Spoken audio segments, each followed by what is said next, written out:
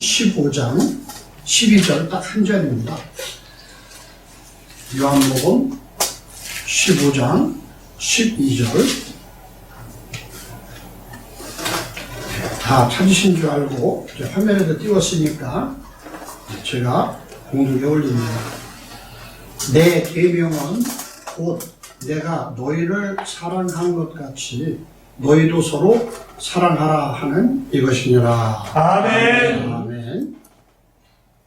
오늘은 공독에 드린 말씀에 의지해서 내가 사랑한 것 같이 너희도 서로 사랑하라 라는 제목으로 오늘 말씀을 나누고자 합니다. 이제 15장 12절부터의 그 내용에 그 뒤에 행하는 내용들이 지금 16절까지 17절까지 이제 전체 그 해석을 요한 사도는 해놨는데 지금 15장 12절의 이 내용이 가장 중요한 내용이기 때문에 사랑을 어떻게 해야 되는가에 대해서 말씀을 드리고자 합니다. 오늘 본문 말씀에 보면 내가 너희를 사랑한 것 같이 너희도 서로 사랑하라 하는 이것이니라.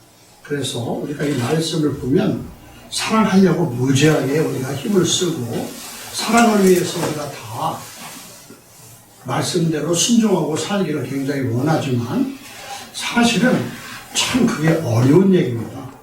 우리 사람으로서는 그 사랑한다는 단어 자체가 하나님의 고유한 말씀이고 하나님의 생명이고 하나님의 능력이고 하나님의 권한이기 때문에 우리가 인간적으로 사랑한다는 얘기는 그 말을 빌려 쓰지만 결국 그 내용들이 우리는 숨을 쉬는 하나의 인간의 자체에서부터 그냥 애정을 갖다라는 것만 표현할 수밖에 없어요. 아멘. 하나님의 말씀이 우리를 오늘도 사랑하라 하는 이 말씀은 아가파우라는 말씀으로 시작이 되지만 이 아가파우라는 말은 하나님의 고유 명사이기 때문에 우리는 이 아가파우라는 단어를 말은 하지만 행동할 수 있는 능력이나 여건이 조금 부족하다는 내용을 아셔야 된다. 그런 내용이죠. 아멘. 그래서 오늘 사랑하라는 내용이 이것을 원어적으로 보면 이제 바로 눈에 보이지만은 한글 성경으로 보면은 이해의 폭이 참 좁아요. 그래서 계속 그 말씀을 드리겠지만 사랑하라는 우리의 서로 사랑하라는 이 단어의 내용은 먼저 우리가 명령으로 사랑하라는 것에서 서로 해야 된다고 우리에게 그것을 의무나 책임으로 이렇게 듣고 이것을 행해야 된다고 말하지만 우리는 여기서 사랑하라는 단어를 우리 스스로가 감당하기가 어렵기 때문에 요한사도는 이렇게 예수님이 말씀한 내용을 그대로 대언하고 있어요. 예수님은 하나님의 아들로서 예수님은 우리를 사랑했어요. 아멘. 사랑하실 수가 있었고 아멘. 근데 우리는 그 사랑하는 단계가 신의 아들이 아직 덜 되었기 때문에 사랑할 수 있는 단계가 지금 이제부터는 시작하라 그런 의미죠. 그래서 사랑하기 위해서라는 단어로 시작됩니다. 그래서 우리나라 한글 성경은 이것이 사랑하라는 낱말을 이제 눈으로 한번 보시고 그래서 한글 성경이 뭐 틀린 거나 뭐 잘못 기록된 것은 아니라 우리에게 알기 위해서 말하지만 좀 더 하나님의 말씀을 깊이도 알고 아버지 하나님의 마음과 가까이 가지려면 그때 이 써진 성경 내용이 뭔가를 한번 바라볼 필요가 있다. 그런 내용이죠. 물론 원어적으로 모든 걸 통달한다고 다 믿음이 있고 훌륭한 건 아니란 아니지만은 그래도 그래도 가장 아버지 하나님, 예수 그리스도의 말씀하는 영적인 말씀 속에 가까이 가야 되는 과정을 그래도 원어로 보고서 봐야 되지 않나. 그래서 이 내용을 한번 우리가 살펴보도록 하겠습니다. 그래서 15장 12절 보니까 너희도 서로 사랑하라 하는 이것이니라. 그래서 이걸 주제로 하지 아니하면 제가 말하는 것이 조금 오해가 되기 때문에 잠시 눈으로 한번 보고 한번 우리가 다음 말씀 그 예수님이 우리에게 서로 사랑하는 의미가 뭔지를 살펴보도록 하겠습니다.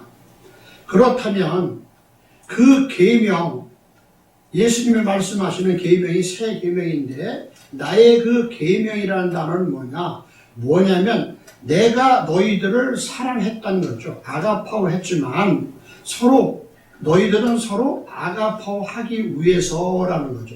결국 어떤 뜻이냐? 예수 그리스도를 모르면 사랑이라는 말조차가 될 수 없다. 그런 내용입니다. 아멘. 그래서 우리는 사랑하나 이런 말이 뭐냐면 예수님은 사랑했지만 그 사랑했던 예수님이 우리를 위해서 사랑했던 내용을 알지 못하면 너희들이 사랑할 수가 없기 때문에 예수님의 사랑을 몸소 보이셨다는 얘기를 말씀하시고 있고, 그 다음에 너희도 나와 똑같이 되게 하기 위해서, 하나님의 아들이 되기 위해서, 영적인 사람이 되기 위해서, 또한 성령인 사람이 되기 위해서 이렇게 너희가 사랑하기 위해서라는 단어로 가정법으로 이렇게 다 써놨어요. 아멘.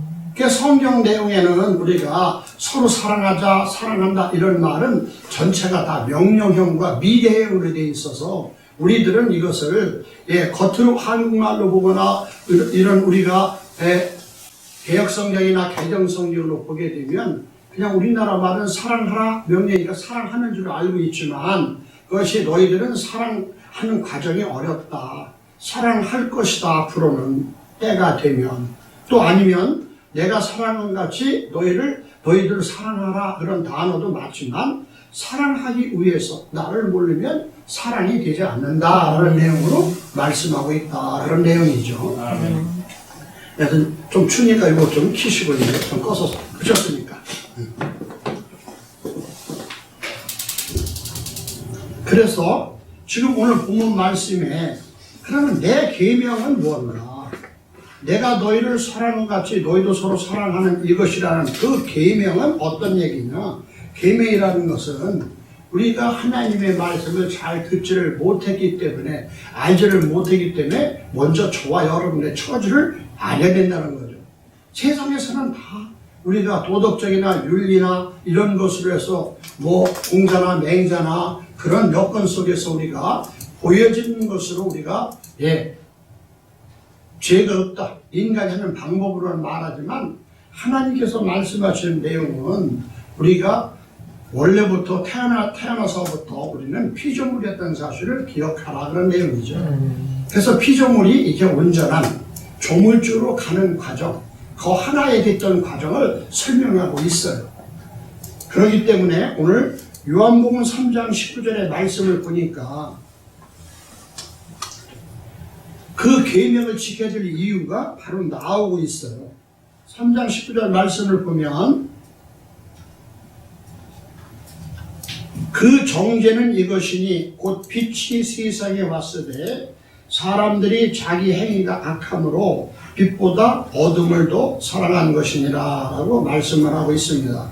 그렇다면 결국 이 말씀은 창세기 1장에서부터 시작돼서 하나님이 아담을 창조하시고 하나님의 형상과 모양으로 여자와 남자를 창조하시고 그래서 창세기 2장 7절에 아담을 육체로 만드셨는데 3장부터는 하나님의 말씀을 순종하지 아니하고 뱀의 말을 들었기 때문에 뱀은 이제 하나님께서 지으신 거죠. 거기도 아담도 지으시고 그래서 아담은 하나님의 형상과 모양으로 지음을 받고 뱀은 땅에서 가장 지혜가 있는 그런 동물로 표시한다는 얘기죠.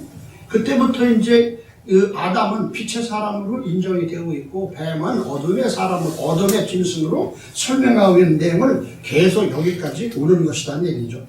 그래서 그런 뱀의 사상을 받았기 때문에 그런 받은 사람들이 다 자기들의 행위가 악하기 때문에 어둠을 더 사랑할 수밖에 없다는 얘기입니다.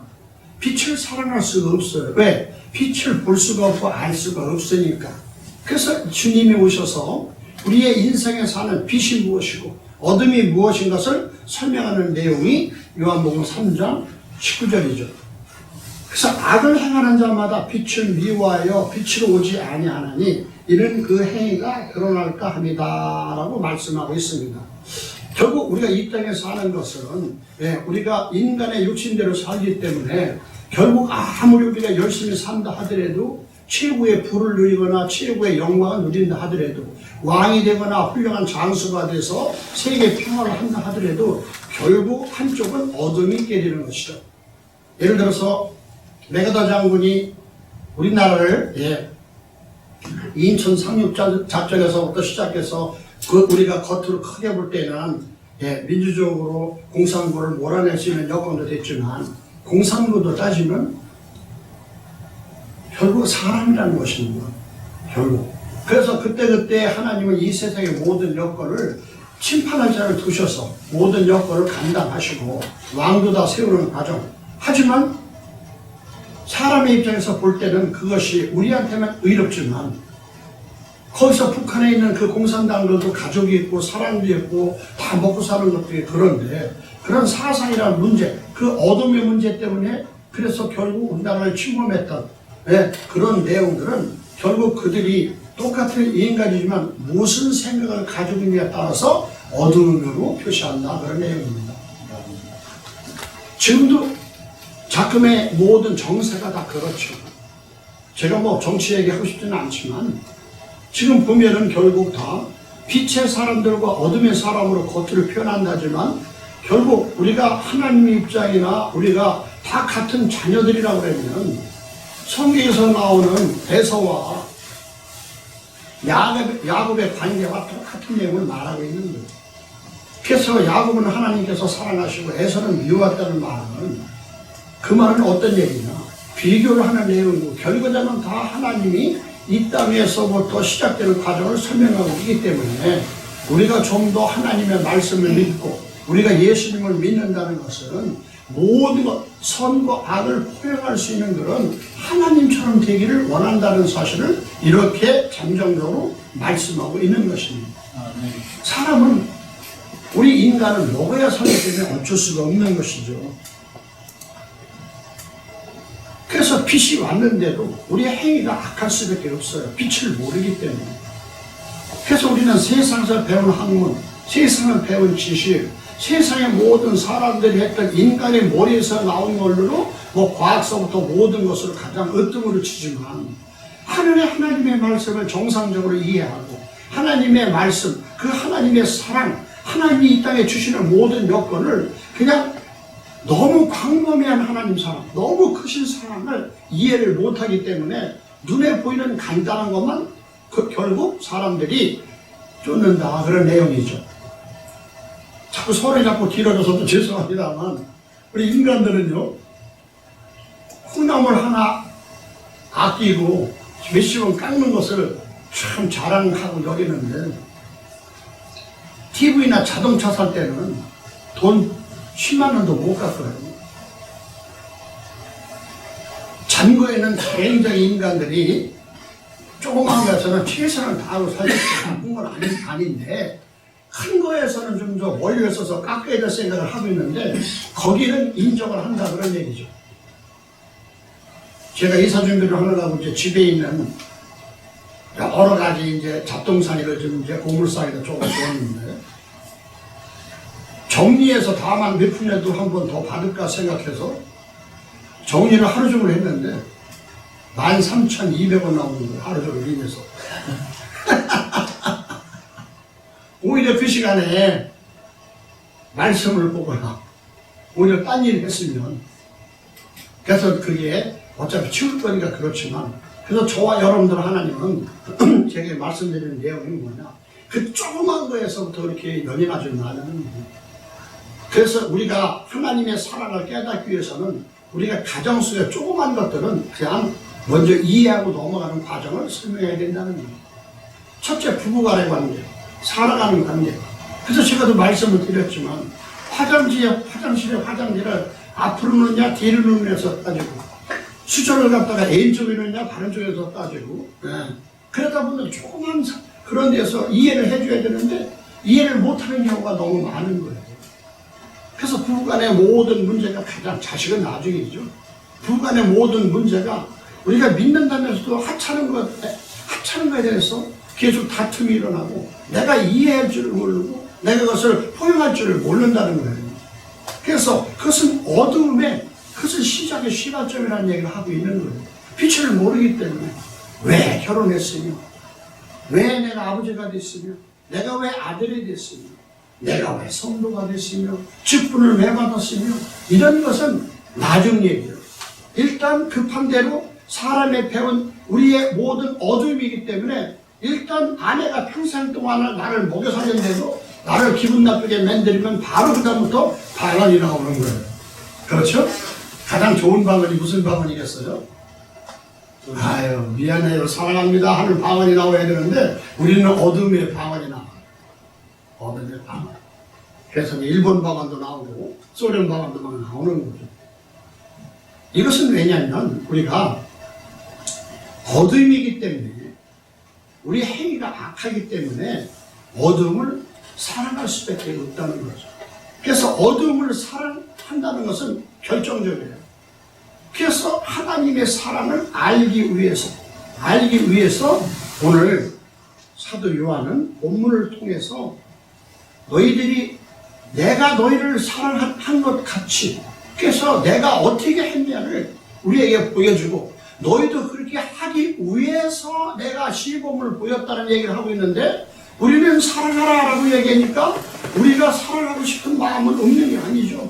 누구나 다 사랑하려고 애를 쓰는데 참 그것이 어렵다, 그런 얘기를 말씀하고 있는 것입니다. 그러면 지금까지 말씀했던 내용은 뭐냐?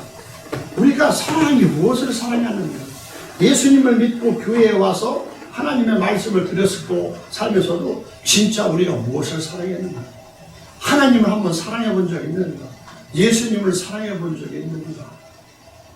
우리는 사랑이라는 단어를 수없이 하고 있지만 그 사랑의 의미를 모르기 때문에, 우리가 그래서 예수 그리스도의 사랑을 좀 먼저 아는 과정이 되어야 되는 것을 오늘 사도 요한은 오늘 우리에게 본문 말씀에서 말씀하고 있는 것입니다. 그래서 예수는 누구냐? 결국 하나님의 아들이라고 말하면 창조주고 우리는 피조물이다 라는 사실을 얼른 깨달아야 되는데, 그것이 깨달아지지 않아요. 왜? 우리는 하나님을 본 적도 없고 예수님을 본 적도 없고 성령님을 본 적도 없기 때문에 우리는 눈으로 보고 내가 소리로 만져봐야만 되는 과정을 다 우리 인간이 배운 모든 인간의 본능이기 때문에 그 다음을 볼 수가 있는 눈이나 마음 생각이 나질 않는 거예요. 그래서 우리는 세상 속에서 어머니 뱃속에서 나야만 그것이 내 어머니고, 나를 낳은 아버지가 있어서 먹여주고 재워주고 해준 아버지가 있어 아버지라고 그러지, 그래서 육신의 관계를 그것을 초월할 수 있는 과정, 그래서 저와 여러분의 생각과 저와 여러분의 지식이나 배움 이런 것들은 결국 그것이 여러분의 머릿속에서 여러분의 이 모든 전두엽이나 후두엽 속에서 그것이 기록되어 있는 그 창고라는 사실은 이해를 못하고 결국 다 그것이 내 안에 있으니까 내 거다라고 생각하는 어리석음이에요. 그래서 내가 하는 행위가 다 악한 것만 나온다는 거죠. 아무리 윤리나 도덕이나 뭐 공자나 노자나 맹자나 아니면 소크라테스나 모든 세상의 위인들이나 이 말씀들을 보면 결국 훌륭하죠. 뭐 나쁘다는 게 아니에요. 그런데 그들은 결국 다 때가 되면 그들이 한 내용만 남기고 모양은 없다는 얘기죠. 그래서 우리 주님이 이 땅에 오신 가장 큰 목적은 악한 것이 뭐냐? 우리가 뭔지를 모른다는 거죠. 빛이 뭔지를 모른다는 거죠.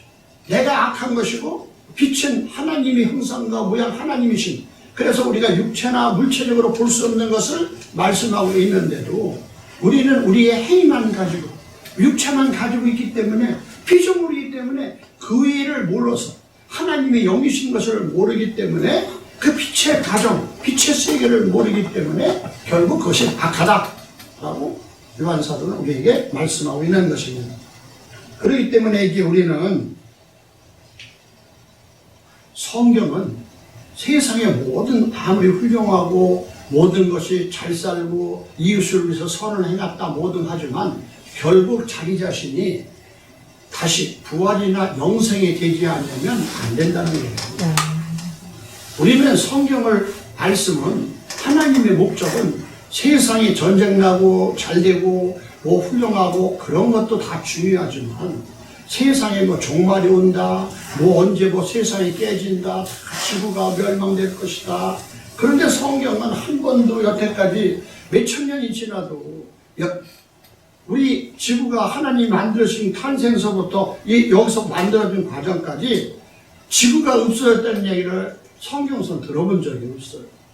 그 종말에는 세계적인 종말은 겉으로 보이는 육신의 삶 속에서 무너지고 다시 그 위에 세우는 걸 얘기하지, 결국 그것이 이 모든 전체 우주계, 태양계에서부터 시작해서 우주계까지 더 은하계까지 하나님을 멸망시키지 않는다는 사실을 말하고 있는데, 결국 뭐냐면 우리의 개인 종말을 말하고 있는데, 세상이 아무리 좋아도 내가 없으면 안 되는 거예요.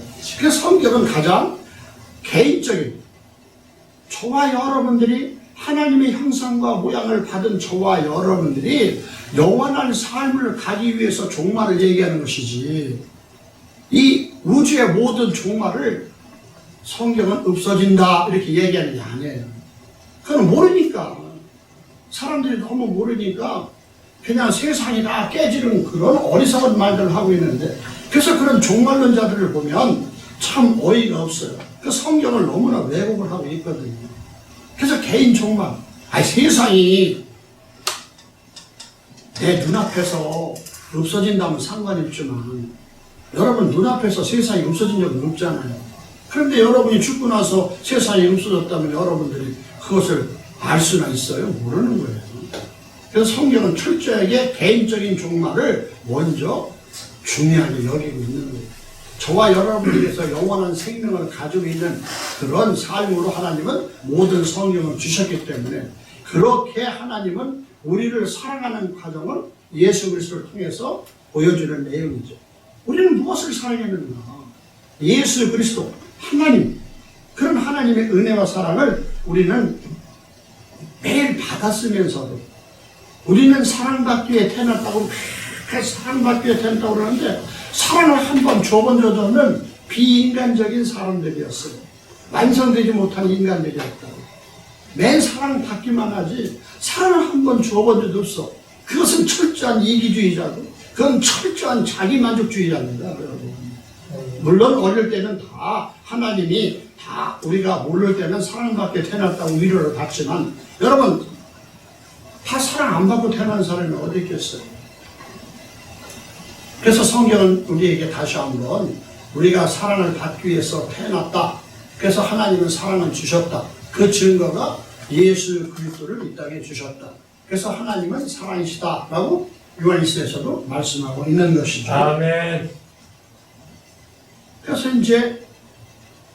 이제는 우리는 무엇을 사랑했는가, 이런 내용들을 여러분에게 말씀을 드린 거예요. 오늘 본문 말씀에서 새 계명을 주노니 내가 너희를 사랑한 것 같이 너희도 서로 사랑하기 위해서 내가 계명을 주었다 라고 말씀하는 내용입니다. 아멘. 그러면 내가 너희를 사랑한 것 같이 라는 의미를 한번 살펴보면, 예수님이 우리를 사랑했던 내용은 뭐냐? 하나님이신데 땅으로 오셨다는 얘기예요. 땅으로 인간의 모습을 입고 오셨다는 거예요. 얼마나 무거우시겠어. 하늘의 하나님이 예를 들면 영이시면 온 세계 만천하를 그냥 다 다니시고 모든 걸 자유롭게 하셨는데, 육신의 몸을 입고 오니까 얼마나 힘들겠어요. 결국 예수님이 이 땅에 오신 것은 우리가 세상의 감옥이라는 감옥에 들어간 거랑 똑같다는 내용이죠. 이 인간 세계에 예수님이 오신 것은 우리가 자유롭게 이 땅에 살다가 잠깐 죄를 져서 감옥에 들어가서 그 좁은 그 골방에서 그 감방에서 있었던 것처럼 그런 육신의 모습으로 오셨다는 사실을 우리는 기억해야 되는 거예요. 그것이 우리는 좋은 말로 인카네이션, 성육신 하셨다라고 말씀하는 거예요. 그래서 예수님은 죄도 없이 이 땅에 오신 거예요. 왜? 일부러 죄를 지셨다니까. 죄도 없으신 분이. 그건 다 아시는 내용 아니겠어요? 그렇게 사랑해서 죄인처럼 똑같이 이 땅에 오신 거예요. 이런 세상의 지옥 같은 감옥 속에. 그래서 그 감옥문을 열기 위해서 그분이 먼저 희생 제물이 되셨죠. 그래서 십자가에서 먼저 모든 것을 다 자기가 다 책임지시고 십자가에서 육체를 다 죽임을 당하시고 그래서 영으로는 부활돼서 올라가셔서 새로운 몸으로 나타나시는 거예요. 예수님을 부활해서 나타나신 예수님을 얼굴을 볼 수가 없는 거예요. 우리 얼굴은 하나님의 형상과 모양을 닮았지만 우리 얼굴과 모양이 짐승의 얼굴이나 똑같은 거예요. 하나님의 예수님의 얼굴은 우리가 알아볼 수가 없어요. 그건 빛이기 때문에 우리 인간은 똑같지 않습니까? 그래서 다만 동물보다 틀린 것은 그래도 한 얼굴에 정 가운데 안에 모든 것이 다 박혀 있다는 거죠. 하나 안에. 그래서 우리는 모양이 사람마다 다 틀리지만은 우리의 그 얼굴의 모양들은 다 순서가 있는 거예요. 순서가 있기 때문에 하나님이 그 순서를 바꿀 수가 없다는 것을 말씀하고 있는 거예요.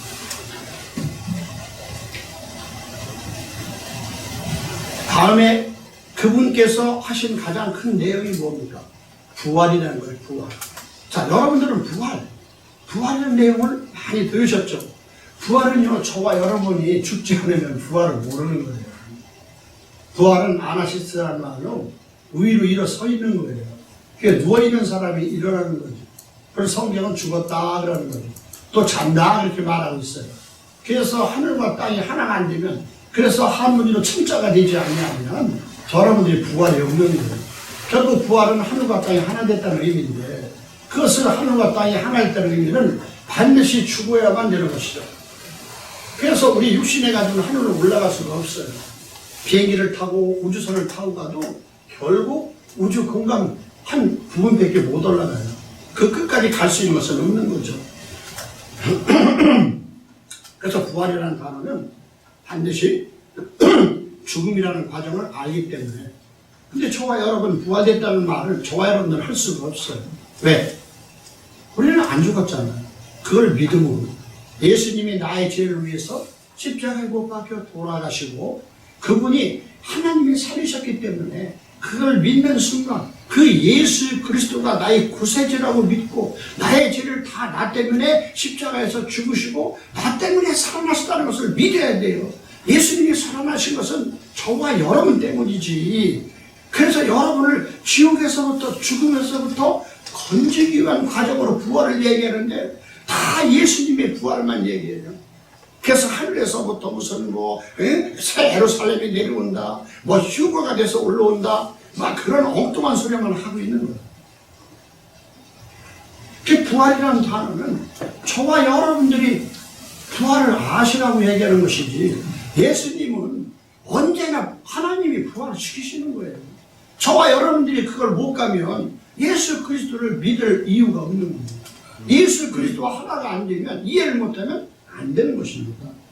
그래서 그렇게 우리를 사랑한 것 같이 그랬어요. 그래서 그분이 다시 예수 그리스도가 이 땅에 육체로 오셔서 이 지옥에 오셔서 그분이 우리의 죄를 다 대신해서 감옥에 있던 죄인들의 모든 죄를 다 자기가 책임지고 다 돌아가신 거예요. 그래서 우리는 예수 그리스도를 믿는 순간부터 하나님과의 관계의 죄는 없어진 거예요. 예수 그리스도 안에서 우리는 하나님과의 관계의 죄가 없어진 거예요. 그래서 우리는 의로운 자예요. 흠없고 티 없이 하나님은 예수 그리스도 안에서 우리를 인정해 주는 겁니다. 우리는 그걸 믿어야 되는 것이죠. 그래서 예수 그리스도가 이제는 뭘 오십니까? 그리스도로 오시는 겁니다. 그걸 갖다가 성령이라고 하는 겁니다. 그래서 파라클레토스, 그래서 곁에서 도와주는 영. 그래서 예수 그리스도가 처음에는 우리 안에 들어오실 수가 없어요. 우리 옆에서 도와주는 영, 파라클레토스. 옆에서 도와주는 거예요. 그 다음에 이제 말씀이 육신에서 오신 예수님과 하나가 되면 그 성령님이 우리 안에, 그 하나님의 영이 들어오셔서 거룩한 성체의 몸으로 바뀌어지는 거예요. 그분이 우리 안에 계셔야 되는데 성령을 저와 여러분들이 마음대로 사용하시잖아요. 마음대로. 성령 받아라! 얼마나 좋은 말이죠. 아니, 성령을 받을 수 있는 그릇이 안 되는데 어떻게 받습니까? 그 성령을 붙잡아야 되는 것이죠. 성령을 붙잡으려면 예수 그리스도를 알고 내가 죄했다는 사실을 알고 이런 내용들이 교회에서나 기도원에서나 어디서든지 해줘야 되는데 사람들은 어떤 하나의 방편으로 사람의 방법으로 자꾸 말씀을 증거하다 보니까 결국 사람의 종으로 만들게 되는 어처구니 일이 일어난다는 거죠. 그래서 저와 여러분은 이제는 예수 그리스도를 믿게 되고 예수 그리스도가 나의 죄 때문에 십자가에서 못 박혀 죽으시고 부활하셔서 그걸 믿는 순간 우리는 목숨이 있고 육체가 있지만 믿는 순간 하나님이 저와 여러분들을 의롭다 이렇게 여기는 사실이 교회에서나 성경에서나 어디고 간에 증거가 되어야 되고 선포가 되어야 되는 거예요. 아멘. 그래서 하나님이 나의 아버지라고 믿어줘야 아멘. 하나님이 언제든지 사랑하는 아들이라는 음성 들리는데 저와 여러분은 매일 죄인이라고요. 매일 잘못했다고요. 세상의 잘못이 아니라 예수 그리스도의 믿음, 예수 그리스도가 나 때문에 모든 것을 다 십자가에 지고 죽으시고 부활하셔서 내가 그걸 믿는 순간 하나님과 나는 의롭게 되었다는 사실을 믿어줘야 되는데 그게 안 믿어지는 말씀들을 자꾸 전하다 보니까 평생 예수를 믿는다고 해도 죽을 때는 운명을 달리할 때는 한 번 감사나 기쁨이나 자유함이 없이 그냥 죽기 싫어서 애쓴다는 거죠.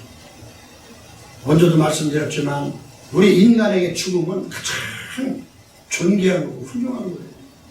더 이상 죄를 안 지니까 세상의 죄도 안 짓고 하나님 된 죄도 안 지니까 얼마나 그 죽음이라는 단어가 그것이 하나님이 주신 은혜인지 알아야 되는데 우리는 매일 생명만 얘기하면서 생명만 그 생명을 줬는데도 생명이 죄를 지는 원천이라는 사실을 잘 깨닫지 못하는 거예요.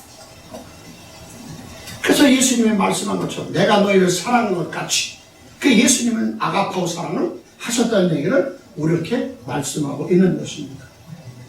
그러면 오늘 본문 말씀에 우리가 사랑하기 위해서죠. 사랑하라는 말보다도 사랑하기 위해서라는 의미는 뭡니까? 우리가 서로 예수 그리스도에서 사랑하기 위해서 계명을 지켜야 되는 거죠. 아멘. 그 계명을 지켜야 되는 거예요. 그럼 그 계명은 무엇인가? 그 계명은 예수 그리스도를 이 땅에 보내신 하나님의 사랑이었고 그래서 예수가 누구라는 것을 우리 마태복음에서 마리아로부터 난 예수님이 누구냐? 임마누엘이라고 말씀하죠. 아멘. 하나님이 우리와 함께 계신다. 그러면 예수님이 하나님이 함께 계시는 하나님이라는 사실을 알아야 되는데 우리는 예수는 쉽게 말하면 그냥 우리의 모든 억울한 것, 분한 것, 또 아니면 우리의 그 먹고 마시는 것, 우리의 고난과 우리의 모든 여건을 그냥 사랑이라는 이름 때문에 그냥 이름을 뭐라고 말하냐? 그냥 도깨비 방망이로만 믿었다는 거예요. 믿어지지가 않는 거예요. 왜? 말씀이 올바로 선포되지 못하기 때문에. 그래서 예수라는 이름이 육체로 오셨고 십자가에 못 박혀 돌아가시고 나서부터 이름이 그리스도, 하나님의 나라를 상속할 자, 하나님의 나라의 유업을 받을 자 이름이 바뀌었는데도 불구하고 예수와 그리스도라는 이름을 전혀 모르는 거예요. 예수는 예수와 하서부터 시작돼서 그분께 열려있다, 그분이 구원이시다라고 말하고 있고 그리스도라는 단어는 그것이 메시아, 히브리어.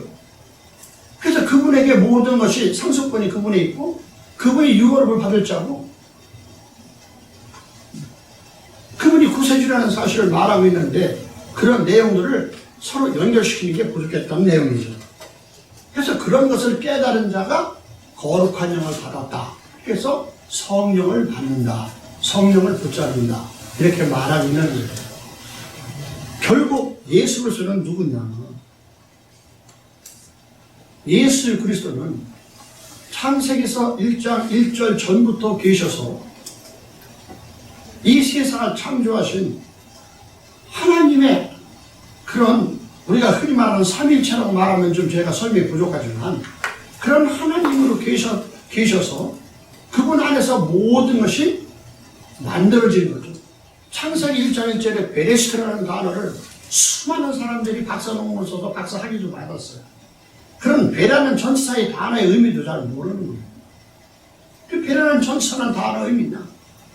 왼바이 위드인데 어디 안에 누구누구에 의해서 누구누구와 함께, 그래서 모든 것이 보이지 않는 그분, 그것을 나중에 우리가 성경에서 바라볼 때 예수 그리스도라고 말씀하는 거죠. 아멘. 그 태초 안에, 그 머리 안에 메시트, 모든 것, 장소나 시간이나 질서나 모든 권세나 이런 모든 것의 첫째, 그 첫째 안에서 그분에 의해서, 그분 안에서 그분과 함께 그가 창조했다는 거죠. 이런 의미가 지금 계속 눈에 보여지고 있고, 그분이 누군가를 신약에서는 드디어 예수 그리스도라 말씀하고 있고, 구약에서는 계속 오실 예수를 증거하고 있는 거죠. 그렇다면 주님께서 새 계명을 주셨어요. 오늘 말씀처럼 내 계명은 곧 내가 너희를 사랑한 것 같이 너희도 서로 사랑하는 이것이니라. 그러면 계명은 내가 너희를 사랑한 것 같이 너희도 사랑하라는 말보다도 사랑하기 위해서 계명을 주셨다는 거죠. 아멘. 그렇다면 계명은 뭐냐? 계명이라는 것은 구약을 보면 십계명이 있고, 이제 신약을 보면 예수님이 새 계명을 주는데, 새 계명이 뭐냐? 새 계명이. 그래서 그걸 말씀드리기 전에 새 계명과 옛 계명은 곧 하나인 예수는 그리스도라로 종결된다는 걸 말하고 있는 거예요. 아멘. 그래서 요한일서 2장 7절을 보니까 그 내용을 사도 요한이 아주 정확히 적어놨어요. 자, 2장 7절 한번 보니까, 사랑하는 자들아, 화면을 넘겨주셔야죠. 내가 새 계명을 너에게 쓰는 것이 아니라 너희가 처음부터 가진 옛 계명이니 이 옛 계명은 너희가 들은 바 말씀이다. 그러는데 그 말씀이 뭐냐? 우리는 헬라어로 이것이 요한복음 1장 1절에서 로고스라고 그러죠. 태초에 말씀이 계시나, 그 로고스예요. 그러면 태초 안에 그분이 계속 계셨다는 거예요. 그러면 창세기 1장 1절하고 같은 내용입니다. 그러면 이 옛 계명은 무슨 말이냐? 요한복음 1장 1절에 그 새 계명, 로고스는 어떤 의미냐면, 너희가 들은 바 옛 계명이 말씀이라는 거예요. 십 계명이 뭐냐? 하나님의 말씀인 로고스라는 거죠. 그래서 하나님의 말씀은 구약으로는 따바르 그런 내용인데, 그러면 옛 계명과 새 계명이 결국 하나인데 처음부터 알파와 오메가라는 내용으로 종결되는 거예요. 그래서 알파와 오메가, 처음과 나중, 시작과 끝 다 그 안에 있다는 얘기를 하고 있기 때문에 옛 계명과 새 계명은 하나님의 따바로, 하나님의 말씀이 결국 예수고, 예수란 이름이 결국 처음과 나중이고 그것이 알파와 오메가다 그런 내용이죠. 참고로 알파와 오메가라는 헬라어의 그런 단어에, 알파라는 단어는 긍정인 부분과 부정인 부분이 있어요. 그래서 알파라는 단어는 어떤 때는 긍정으로 쓰고 어떤 때는 부정으로 써요. 그렇기 때문에 처음부터 말씀 안에 들어있는 사람은 긍정인 사람이고, 처음부터 말씀이 되지 않으면 부정이 되는 그런 알파죠. 똑같은 알파인데 이렇게 다 쓰이는 경우가 틀려요. 그래서 오메가라는 단어는 결국 그것이 마지막인데, 오메가라는, 그래서 우리가 빛으로 얘기한다면 알파는 전류고 전압이고 오메가는 저항입니다. 그래서 모든 것이 결국 빛의 조절을 강도하고, 조절의 모든 거 조절하고, 그 빛의 모든 여건, 그래서 뭐 몇만 볼트 아니면 몇백 볼트, 몇 볼트까지 다 그것을 조정할 수 있는 것은 저항밖에 없는 거예요. 그것이 알파와 오메가예요. 그래서 그분이 이 세상에 좋은 것과 나쁜 것, 모든 것들을 다 조정하신다는 얘기가 알파와 오메가라는 얘기입니다. 결국 그 말은 하나님의 말씀 옛 계명과 지금 새 계명, 예수님의 말씀한 계명이 하나라는 얘기를 우리가 증거하고 있는 것입니다. 그렇기 때문에 이제 우리는 그 새 계명의 가장 핵심이 뭐냐? 부활인 것입니다. 새 계명이 부활이에요.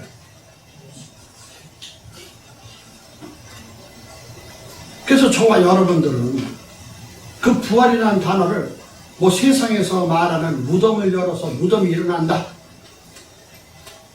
뭐 성경 말씀에서 뭐 무덤에서 뭐 사람들이 일어나서 성으로 들어가고 사도행서 말씀하지만 그 무덤이라는 것은 세상에 저번 시간에도 말씀을 드렸지만 풀로 덮어가지고 뭐 떼장을 덮어서 하는 그런 무덤이라는 말보다도 문해야, 우리가 기억하는 거죠. 기억. 우리 기억이 뭔가. 우리 인생은 태어나서 죽는 것이 가장 결론이고 그것이 목적이다. 그것이 우리의 헛된 기억이라는 걸 무덤이라고 하는 거예요. 그래서 말씀은 반드시 너희들은 부활, 영원히 살아난다는 거예요. 그래서 우리는 그 부활이라는 의미를 또 무덤이라는 의미를 너무 모르는 거예요. 그래서 원어적으로 그것을 보면은 다 그것이 무덤이라는 말은 그 어떤 얘기냐, 우리 기억, 우리가 기억이라는 거예요. 뭘 기억하고 있는가? 하나님의 말씀을 듣고 예수 그리스도의 말씀, 옛계명과 새계명은 결국 우리가 부활의 삶으로 가기를, 하나님의 형상과 모양으로 회복되기를 원하는 것이 이 성경의 가장 본질이고 하나님의 사랑을 전하는 것이라는 것을 우리에게 보여주고 있는 것입니다. 아멘. 그렇기 때문에 이제 다시 한번 결론을 지으면, 그래서 주님처럼 사랑하기 위해서는 어떻게 해야 되는가? 이제 요한복음 15장 다시 보면 그 내 계명이 새 계명입니다. 그것이 결국 옛 계명과 같은 건데, 곧 내가 너희를 사랑같이 너희도 서로 사랑하기 위해서 하는 것은 뭐냐? 사람이 친구를 위하여 자기 목숨을 버리면 이에서 더 큰 사랑이 없다라고 말하는 거. 굉장히 또 무섭다고 얘기했는데 얼마나 좋은 말씀인지 몰라요. 친구라는 것은 어떤 의미냐면 필레오 사랑입니다. 필레오. 아가파오 사랑은 하나님 하시는 사랑이지만 우리는 필레오 사랑을 해야 된다는 거예요. 아멘. 필레오 사랑은 어떤 사랑이냐? 애정을 가져야 된다는 거예요. 애정. 그래서 우리 육체가 있으니까 애정이 없으면 안 되는 거예요. 그래서 부모 간의 사랑, 자식 간의 사랑, 서로 여러 가지 이 세상에 서로 형제누고 그런 사랑, 애정을 가져야 되는데 그 필레오 사랑에서는 육체가 있어야 된다는 것을 말하고 있는 거예요. 너희들이 살아있을 때 아가파오 사랑을 하기 위해서는 먼저 필레오 사랑을 해야 된다는 거예요. 여기서 가장 중요한 얘기는 뭐냐? 가장 중요한 것이 부부간이겠죠. 그래서 아가파오서 애정을 가지라는 거예요. 애정. 그래서 부부간에도 지켜야 할 도덕이 있고, 그래서 사랑한다고 말을 하지 말고 휘대서 좀 애정 좀 가지라는 거예요. 아플 때 보듬어주고, 또 그 마음이 어떤 것인가 또 생각도 해줘야 되고, 그래서 내만 저기 하는 것이라 그것이 입장을 반대로 생각해서 같이 하나가 될 수 있는 역할을 만들어줘야 되는데, 우리나라는 남전여비의 사상이 많이 있기 때문에, 흔들기 배워하기 때문에, 그래서 남자가 우월해지고 여자는 노비 같은 하인 같은 그런 관계로 많이 전락이 되어 온 사실이 있기 때문에 굉장히 여자분들이 억압이나 어려움을 많이 당했다는 거죠. 근데 오히려 요새는 남자들이 두드려 맞는다는, 여자들한테 낚여가지고 그래서 그러기 전에 우리의 모든 삶 속에서 이제는 이걸 필레오 사랑, 그런 애정을 가져야 되는 거예요. 그러니까 자녀도 애정이죠. 그것이 필레오 사랑이라는 말은 우리 인간이 하는 소리예요. 아가파오 사랑을 우리가 감당할 수가 없어요. 왜냐?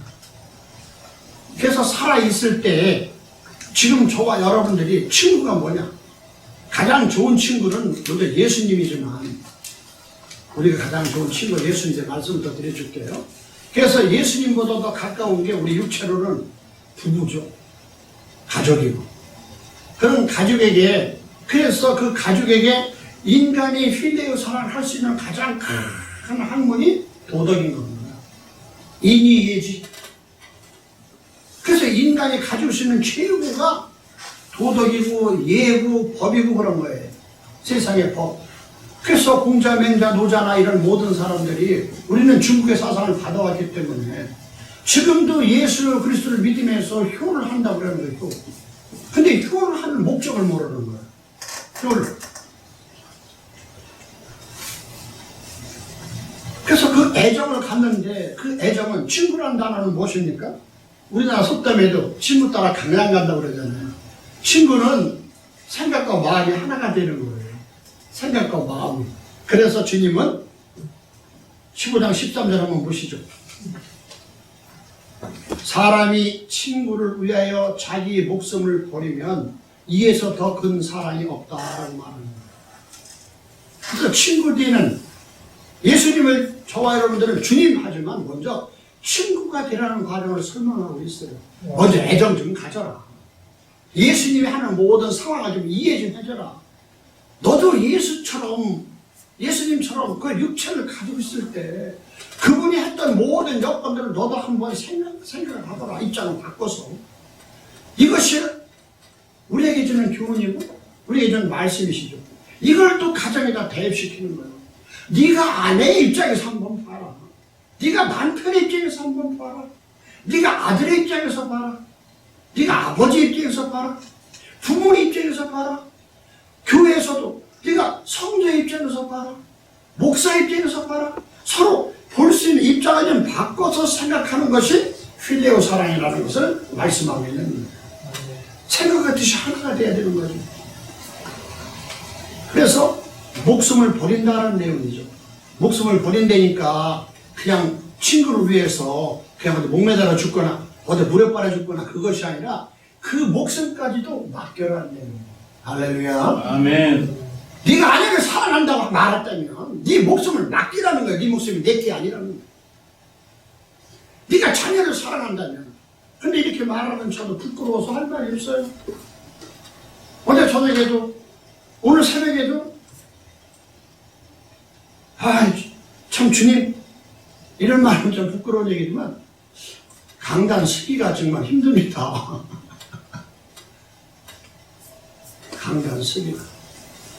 그래서 우리 교회 성도님들이 많지는 않더라도 그래도 한 영혼이 천원도 기회다고 하나님이 말씀했으니까 한 분이라도 말씀을 제대로 전하면 내 사명은 다했다.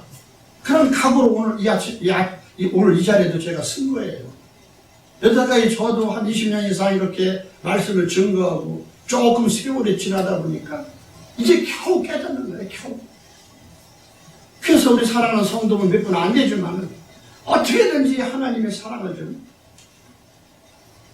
우리가 깨달아서 주님처럼 예수의 이름을 가지고 그리스도인의 삶으로 살면 좋지 않을까. 그래서 말씀을 더 연구하고 보여드리고 하려고 이렇게 제가 학교에서 강의한 것처럼 말씀을 드리는데 어떤 때는 제 자신이 그냥 은혜 받아서 여러분들이 마음이 확 열려져야 되는데 그렇게 하지 못해서 계속 제가 마음이 아파요. 제가 설교를 들어보면 매일 가르침을 했던 게 아닙니다. 그냥 뭐 참 하자 소리만 했지 예수님의 마음을 진짜로 전해줬는가. 너는 내 자신은 그렇게 생활하고 있는가. 그러기 때문에 제가 마음이 아프지만 어떡합니까. 그래도 주님 부족한 자로 사용하셔서 좋든 좋든 간에 제가 목회자의 직분을 받았고 그래도 어떻게든 간에 적은 약물만 맡겨주셨기 때문에 부족하지만 제가 그냥 증거를 합니다. 그런 마음으로 계속 제가 자리에 쓰고 있습니다. 그래서 15장 14절이죠. 너희가 나의 명대로 행하면 곧 나의 친구다. 그런 얘기예요. 그러면 우리가 세상 속에서 가장 중요한 것이 이제는 나타나는 거죠. 예수님 때문에 예수님이 말한 것처럼 우리의 목숨을 주님께 한번 맡기라는 내용을 합니다. 그러면 주님한테 나의 목숨을 다 맡긴다면 그분이 나를 인도하시고 주장하시고 하지 않나. 이것이 우리 성도들의 가장 큰 본분이죠. 그래서 저와 여러분들이 이 세상의 모든 목숨, 그러면 그분이 뭐를 주시겠어요? 우리의 목숨을 주님께 맡기면 그분은 우리에게 요한계시록에서 일한 대로 상을 주리라. 우리에게 영원한 생명의 상을 주실 줄 믿습니다. 아멘. 우리가 이 말씀을 좀 깊게 볼 수 있는 여건이 돼야 돼요. 그래서 이제 결론을 맺겠습니다. 우리는 오늘 성경 말씀에서 예수님이 친구라면 저와 여러분들이 다 때가 되면 죽게 된 목숨을 그 기간을 그 목숨을 주님께 한번 맡기고 그래서 의지하고 영원한 삶을, 영원한 영생을 받을 수 있는 그런 여러분이 믿음을 가지고 생활한다면 얼마나 저의 앞으로의 삶이 좀 여유롭고 안정되고 그렇게 바꾸지 않고 살아갈 수 있는가. 그래서 우리 마음이 먼저 하나님의 나라는 누가 보면 말씀에서 여기 있다 저기 있다는 것이 아니라 하나님의 통치가 저와 여러분의 삶 속에 있는 거예요. 여러분의 삶 속에. 그래서 오늘 너희들이 살아나기 위해서 새 계명을 지키는 내용이 먼저 시간에 먼저 요한복음 21장에서 말씀을 드린 것처럼 베드로의 새 고백으로 마치는 거죠. 베드로가 예수님이 물어봤죠. 넌 날 사랑하느냐? 예, 친구로서 줬습니다. 두 번째, 네가 나를 사랑하느냐? 예, 친구로서 사랑합니다. 그러니까 예수님이 뭐라고 그랬어요? 그래. 그럼 내가 친구로서 물어보니까 친구로서는 네가 나를 사랑하냐? 그랬더니 주님께서 그건 아시지 않습니까? 라고 베드로가 고백합니다. 그 내용은 무엇이겠어요? 그 내용은 주님께서 우리가 사랑할 수 있는 단계가 될 수 없다는 과정을 말하고 있는 거예요. 인간으로서 하나님의 사랑을 증거할 수 있는 그런 여건이 우리가 저와를 부족하다는 거예요. 그러면서 그 다음 말씀이 뭡니까? 베드로가 어떤 죽음으로 하나님께 영광을 돌릴 것을 아시고 그래놓고 말씀하셨잖아요. 내 큰 양 프로바톤. 그래서 이제 큰 양들을 목양하라 그런 얘기예요. 목양. 그래서 형제의 사랑으로만 간다면 네가 나중에 하나님의 말씀처럼 네가 어떤 죽음으로 말미암아 그 일을 감당할 수 있는 아가페 사랑을 마무리할 수 있다는 내용으로 먼저 시간에 말씀을 드렸습니다. 그렇기 때문에 우리가 사랑하기까지 그런 과정은 베드로의 사도가 고백한 것처럼 하나님은 저와 여러분들을 아십니다. 주님도 분명히 다 아시죠. 그렇기 때문에 지금 우리에게 주시는 말씀의 가장 중요한 내용이 뭐냐? 너희는 나를 애정으로 좀 갖고 좀 대해줘라. 애정을 가지고. 네가 네 자식이 아플 때는 가슴 쫄이고, 네가 애가 배고프면 네 입에 뺀 걸 주식 사랑하듯이 그렇게 좋아하듯이 애정을 갖고 나를 좀 예수를 친적으로만 또 그렇게 숭배하지만 지금 애정을 갖고 인간적으로도 한번 나를 배워봐라. 배워달라. 그런 말씀이 베드로 사도에게 예수님이 마지막으로 하시고 우리의 죽음이, 우리의 삶이, 우리의 어떤 죽음으로도 하나님께 영광 돌리는 삶 속에서 우리가 이 땅에서 죽고 나게 되면 그것은 하나님께서, 주님께서 말씀하신 것처럼 아버지께 영광 돌리는, 우리가 하나님의 형상과 모양으로 회복돼서 아버지를 부를 수 있는 자격까지 된다는 내용을 우리에게 보여주는 것으로 요한복음 21장에서 베드로의 새 고백이 바로 우리에게 나타나고 있는 것입니다. 우리 목숨이 있을 때 다시 한번 계명, 친구를 위해서 목숨을 버리면 그 친구가 누굽니까? 예수 그리스도가 세상의 친구는 겉에 살 때만이잖아요.